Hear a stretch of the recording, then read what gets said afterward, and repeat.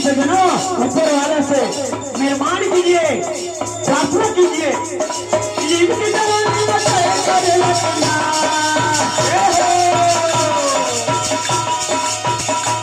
ये इनकी जवानी में करे लगना। ये भगवान रस्ते चलते खड़े, ये भगवान रस्ते चलते खड़े मुझे बैठे किसान जाके आरी बनो बचा भूखरा बचा बता दो कैसे बचा भूखरा बनवारी जाओ कैसे बचा भूखरा ये बता दो कैसे बचा भूखरा बनवारी जाओ कैसे बचा भूखरा ये भी बता दो कैसे बचा भूखरा ये बनवारी जाओ कैसे बचा भूखरा ये बता दो कैसे बचा भूखरा ये जिंदगी के लिए ठिकाना लहर गंगा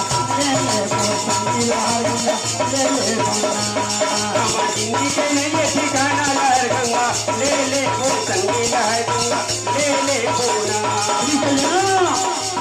आज खुर्मन राम साहू जी की पारी है, कल हमारी पारी आएगी, हमारी गिरफ्तार होगी सरदारनी भी होगी।